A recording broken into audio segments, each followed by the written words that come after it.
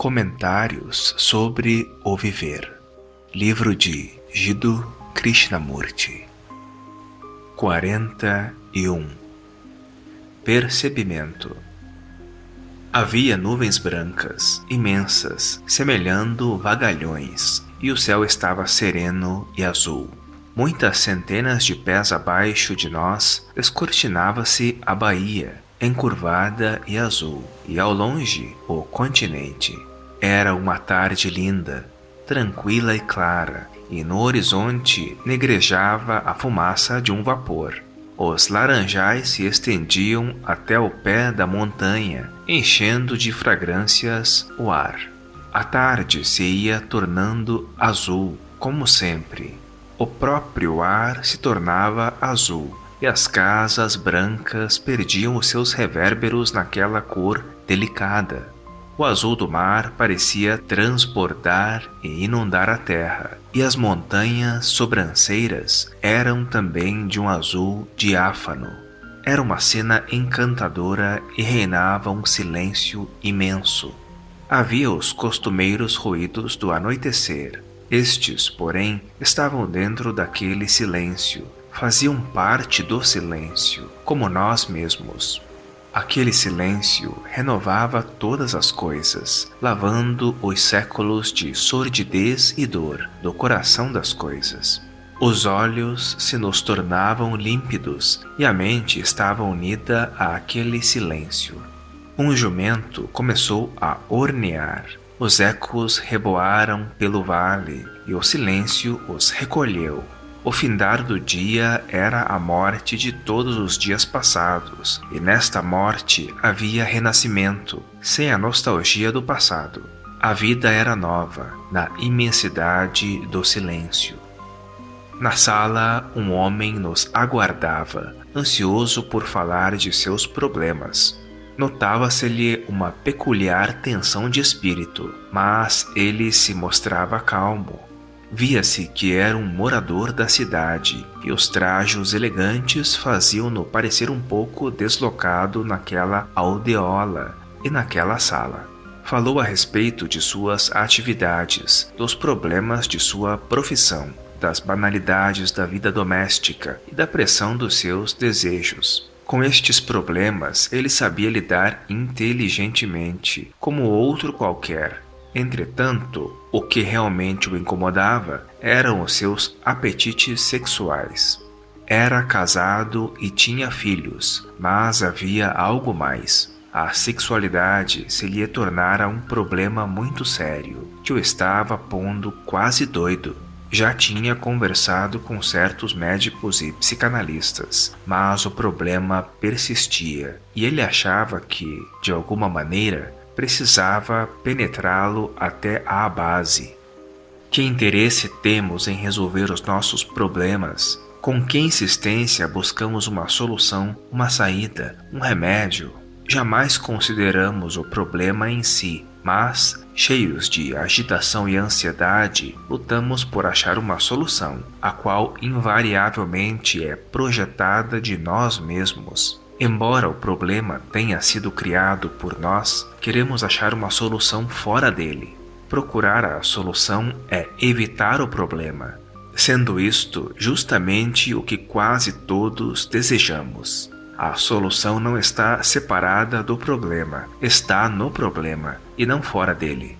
Se achamos que a solução está separada do problema principal, criamos problemas secundários. O problema de concretizar a solução, levá-la a efeito, pô-la em prática, etc. Visto que a busca de solução é uma maneira de evitar o problema, deixamo-nos empolgar pelos ideais, convicções, experiências, que são só autoprojeções. Adoramos estes ídolos por nós mesmos fabricados, e por esta razão nos tornamos mais e mais confusos e cansados. Chegar a uma solução é relativamente fácil, mas compreender um problema é muito trabalhoso, requerendo um modo diferente de estudá-lo, em que se não oculte nenhum desejo de solução. A isenção do desejo de solução é essencial para se compreender o problema. Esta liberdade facilita a atenção plena, porque, nela, a mente não está mais sujeita a ser distraída por questões secundárias. Enquanto houver conflito com o problema ou oposição a ele, não haverá compreensão do mesmo, pois este conflito é uma distração. Só há compreensão quando há comunhão, e a comunhão é impossível se há resistência ou luta, medo ou aceitação. É preciso estabelecer-se a relação correta com o problema. Aí está o começo da compreensão. Mas como é possível relação correta com o problema se só nos interessa livrar-nos dele, achar uma solução para ele? A relação correta significa comunhão, e não pode existir comunhão se há resistência, positiva ou negativa. A maneira de considerar o problema é mais importante do que o próprio problema. A maneira como consideramos o problema dá forma ao problema, ao fim. Os meios e o fim não são diferentes da maneira como nos aplicamos ao problema. Esta maneira decide a sorte do problema. Por conseguinte, a forma de considerarmos o problema é da máxima importância, porque nossas atitudes e preconceitos, nossos temores e esperanças, dar-lhe-ão o seu colorido. Pelo conhecimento livre de escolha da maneira de atender ao problema, estabelece-se a relação correta com o problema.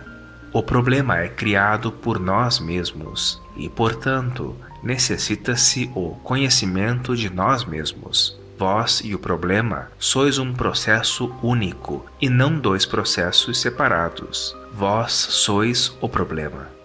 As atividades do eu são terrivelmente monótonas. O eu é uma fonte de tédio. Ele é intrinsecamente enervante, vão, fútil.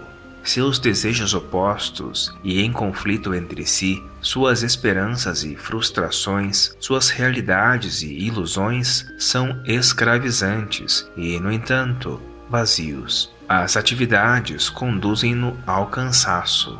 O eu está sempre subindo e caindo, sempre querendo alcançar e sendo frustrado, sempre ganhando e perdendo. E desta ronda fastidiosa e fútil, está sempre a procurar um meio de libertar-se. Busca fugir, através de atividades exteriores, de soluções agradáveis, da bebida, do sexo, do rádio, dos livros, do saber, dos divertimentos, etc. Seu poder de criar ilusões é enorme e complexo. Estas ilusões são por ele mesmo fabricadas, de si próprio projetadas. São elas o ideal, a idolátrica concepção de mestres e salvadores, o futuro como meio de autoglorificação, etc. Na tentativa de fugir de sua própria monotonia, busca o eu sensações e excitações exteriores, as quais são substitutos da negação do eu. Nelas o eu procura, esperançoso, absorver-se. Muitas vezes é bem sucedido, entretanto, os êxitos só servem para lhe aumentar o tédio. Busca um substituto após outro, e cada um deles cria seu problema, conflito e sofrimento próprios. Procura-se o esquecimento de si mesmo, interior e exteriormente, uns na religião, outros no trabalho e na atividade, mas não há possibilidade de se esquecer o eu. O barulho que se faz, interior ou exteriormente, poderá abafar a voz do eu. Este, porém, não tarda a ressurgir sob forma diferente, com outra máscara, pois tudo o que se reprime tende a achar um meio de libertar-se. O esquecimento de si mesmo, pela bebida ou pelo sexo, pela devoção ou pelo saber, leva à dependência. E tudo de que dependemos cria um problema. Se para vos libertardes, para vos esquecerdes, para serdes feliz, dependeis da bebida ou de um mestre, o mestre ou a bebida se torna vosso problema. A dependência gera o desejo de possuir, a inveja, o medo. e então o medo e a maneira de dominá-lo se transformam, para vós, num problema aflitivo. Na busca da felicidade, criamos problemas e com eles ficamos a debater-nos. Encontramos uma certa felicidade no esquecimento de nós mesmos pelo sexo, e por isso servimos-nos do sexo como meio de alcançarmos o que desejamos. A felicidade, obtida por meio de alguma coisa, tem de gerar conflito, invariavelmente. Então, o meio de que nos servimos é muito mais importante e significativo do que a própria felicidade. Se minha felicidade depende da beleza daquela cadeira, a cadeira se torna importantíssima para mim e tenho de defendê-la de outros. Nesta luta, a felicidade que eu antes achava na beleza da cadeira é esquecida completamente. Perde-se e só me resta a cadeira. A cadeira, em si, é de pouco valor, mas eu lhe dei um valor exorbitante, já que ela é o meio pelo qual obtenho a felicidade.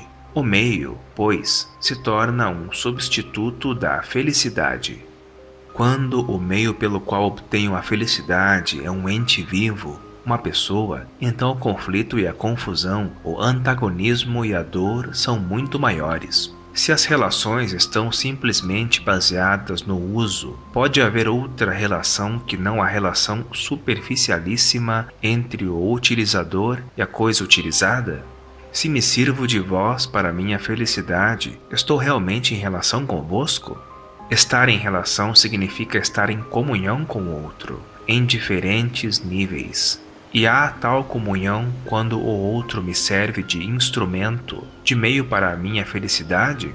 No proveito que tiro de outrem, não estou, em verdade, buscando o auto-isolamento em que penso ser feliz? A este auto-isolamento chamo relações. Na realidade, porém, não há comunhão neste processo. Só pode existir comunhão quando não existe temor. E há um medo e uma dor que corroem quando há utilização e, portanto, dependência. Uma vez que nada pode viver no isolamento, todas as tentativas feitas pela mente para isolar-se só a levam à frustração e ao sofrimento. Para fugirmos a este sentimento de insuficiência, buscamos completar-nos nas ideias, nas pessoas, nas coisas, e voltamos assim ao ponto de partida, a busca de substituto. Problemas existirão sempre, enquanto as atividades do eu predominarem. Para se perceber quais são e quais não são as atividades do eu, necessita-se de vigilância constante. Esta vigilância não é atenção disciplinada, mas um percebimento amplo e isento de escolha. A atenção disciplinada dá força ao eu, torna-se um substituto e uma dependência. O percebimento, pelo contrário, nem é influenciado pelo eu, nem é produto de prática ou exercício. É a compreensão de todo o conteúdo, o oculto bem como o superficial, do problema. A superfície tem de ser compreendida para que o oculto possa mostrar-se. O oculto não pode ser trazido à luz se a mente superficial não estiver tranquila. Este processo, na sua inteireza, não é verbal nem é questão de mera experiência. A verbalização indica embotamento da mente, e a experiência, sendo cumulativa, só pode produzir repetições. O percebimento não é questão de determinação, pois o movimento em direção a um alvo pré-estabelecido significa resistência, que leva à seleção. Percebimento é observação silenciosa e sem escolha do que é. Neste percebimento, o problema se desdobra e é compreendido total e completamente. Um problema jamais pode ser resolvido no seu nível próprio. Complexo que é, tem de ser compreendido no seu processo total. A tentativa de resolver um problema num nível único, físico ou psicológico, leva a mais conflito e confusão. Para a resolução de um problema, necessita-se de percebimento, de vigilância passiva que revela o seu processo total. O amor não é sensação. A sensação faz nascer o pensamento por meio das palavras e dos símbolos. As sensações e o pensamento tomam o lugar do amor, tornam-se um substituto do amor. As sensações são produtos da mente, como o são também os apetites sexuais. A mente gera o apetite, a paixão, através da lembrança e recebe dessa fonte sensações agradáveis. A mente é composta de interesses ou desejos diferentes e encontrados, com suas sensações exclusivas. E esses interesses se chocam toda vez que um ou outro começa a predominar, criando, assim, um problema. As sensações são agradáveis e desagradáveis, e a mente se prende às agradáveis, tornando-se escrava delas. Esta escravidão transforma-se num problema, porque a mente é um repositório de sensações contraditórias. O evitar as sensações dolorosas é também escravidão, com suas ilusões e problemas próprios. A mente é o fabricante dos problemas e, portanto, não pode resolvê-los. O amor não é produto da mente, mas quando esta intervém, então o que há é sensação, a que ela chama amor. É este amor da mente que pode ser pensado, enroupado e identificado. A mente pode recordar-se de sensações agradáveis e pode antecipá-las. E esse processo, não importa em que nível esteja situado, é apetite. Dentro da esfera da mente, o amor não pode existir. A mente é o campo de ação do medo e do cálculo, da inveja e da vontade de domínio, da comparação e da negação. E, portanto, o amor não está lá. O ciúme, como o orgulho, é produto da mente, mas não é amor. O amor e o processo da mente não podem ser ligados por nenhuma ponte, não podem ser unificados. Quando predominam as sensações, não resta espaço para o amor, e assim as coisas da mente enchem o coração. Desarte, o amor se torna o desconhecido, uma aspiração que cultivamos e adoramos. Transforma-se num ideal para nosso uso, uma crença que abraçamos, e os ideais são sempre projetados do eu. Então, a mente assume a direção, e o amor se torna uma palavra, uma sensação. Torna-se comparativo. Eu amo mais e tu ama menos.